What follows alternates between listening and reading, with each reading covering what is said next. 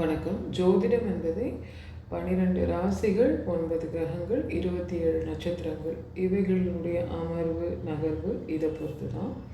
இல்லை 12 ராசிகள் சொல்லிட்டோம், 9 கிரகங்கள் சொல்லிட்டோம். அதுலேயும் பார்த்தோம்னா ராகு கேது அப்படின்ற பாம்பு கிரகங்களுக்கு எந்த சொந்த வீடும் கிடையாது.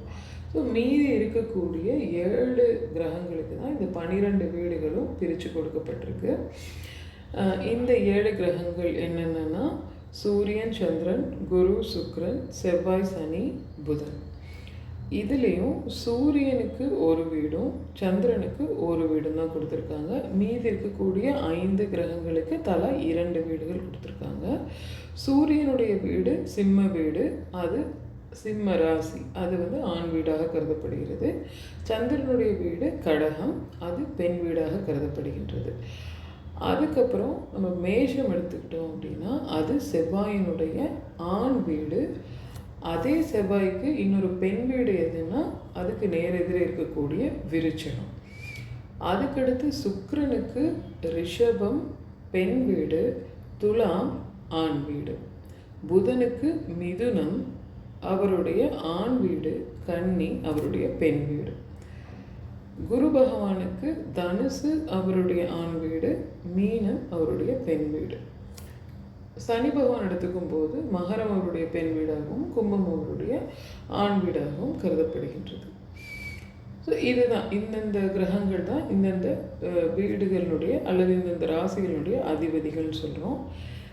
இதில் எது லக்னமாக அமைஞ்சிருந்தாலும், எந்த ஒரு ராசி லக்னமாக அமைஞ்சிருந்தாலும் அதனுடைய அதிபதி லக்னாதிபதியாக கருதப்படுவார். ஃபார் எக்ஸாம்பிள் ரிஷப ராசியாக இருக்குது, அதாவது ரிஷப லக்னமாக அமையுது அப்படின்னா அந்த ரிஷப லக்னத்தினுடைய லக்னாதிபதி சுக்கிரன்.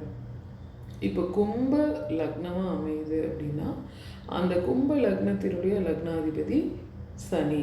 இதை நம்ம புரிஞ்சுக்கணும். அடுத்து இதுலேயே பார்த்தோம்னா குரு அணி லக்னங்கள், சுக்கிர அணி லக்னங்கள் அப்படின்னு சொல்லுவோம். ஒன்றும் இல்லை, இப்போ குரு ஒரு டீமோட லீடர் அப்படின்னா சுக்கிரன் இன்னொரு டீமோட லீடர். அந்த மாதிரி இப்போ குருவோட டீமில் யார் யாரெல்லாம் இருக்காங்கன்னா சூரியன், சந்திரன், செவ்வாய், பாம்பு கிரகத்தில் கேது. சுக்கிரனோட அணியில் யார் யாரெல்லாம் இருக்காங்கன்னா புதன், சனி. அப்போ இந்த ஃப்ரெண்ட்ஸ் கேங் அப்படின்னு சொல்கிறதுக்கு என்ன யூஸ் அப்படி இந்த குரு, சூரியன், சந்திரன், செவ்வாய், கேது இவங்க எல்லாம் மீனமாக இருக்குன்னு வச்சுக்கோங்க. சுக்கிரன், புதன், சனி, இவங்க எல்லாம் ஒரு ரெண்டுன்னு சொல்லப்படக்கூடிய செவ்வாய் ஏதோ ஒரு விதத்தில் தீதுபட்டு அமைஞ்சிருந்தா கூட ஒரு 10 அடி அடிக்க வேண்டிய இடத்துல 2 அடி அடிச்சுட்டு விட்டுருவார். சரி, என்னதான் இருந்தாலும் நம்ம நண்பனாக போயிட்டான், நம்ம ஃப்ரெண்டு குரு அப்படின்ற மாதிரி அவர் பண்ணிடுவார். இதே சுக்கிர அணியோட ஏதாவது ஒரு இப்போ ரிஷப லக்னமோ அல்லது துலாம் லக்னமோ இருக்குது, அந்த இடத்துல செவ்வாய் தீதுபட்டு அமைஞ்சிருக்காரு அப்படின்னா 10 அடி அடிக்கிற இடத்துல 10 அடி அடிப்பார், எந்த பாரபட்சமும் காட்டாமல் அடிப்பார். அதே மாதிரி நன்மைகளை பொறுத்தளவுக்கும் அப்படி தான் கட் அண்ட் ரைட்டாக சுக்கிர அணிக்கு பண்ணிவிடுவார். இப்போ குரு அணியாக இருக்குது அப்படின்னா இன்னும் கொஞ்சம் எக்ஸ்ட்ராவே நன்மைகளை செய்ய கடமைப்பட்டவராக இருப்பார், கன்செஷன்ஸ் கொடுக்கறதுக்கு கடமைப்பட்டவராக இருப்பார். So that is the difference. இந்த ஃப்ரெண்ட்ஸுன்றத டெக்னிக்கல் டேர்ம்ஸில் சொல்லணும் அப்படின்னா லக்ன சுபர்கள் அப்படின்னு சொல்லுவோம். ஸோ இந்த ஃப்ரெண்ட்ஸ் கேங் தங்களுக்குள்ளேயே அமையக்கூடிய லக்னங்களுக்கு லக்ன சுபர்களாகவும் எதிரணி லக்னக்காரர்களுக்கு லக்ன அசுபர்களாகவும் இருப்பாங்க. ஸோ இந்த வீடியோவில் நம்ம லக்னம், லக்னாதிபதி யார், அது ஆண் லக்னமா பெண் லக்னமா, அடுத்து லக்ன சுபர்கள் அசுபர்கள் யார் யாருன்ற டீட்டெயில்ஸை பார்த்தோம். Hope it is useful for you. நன்றி, வணக்கம்.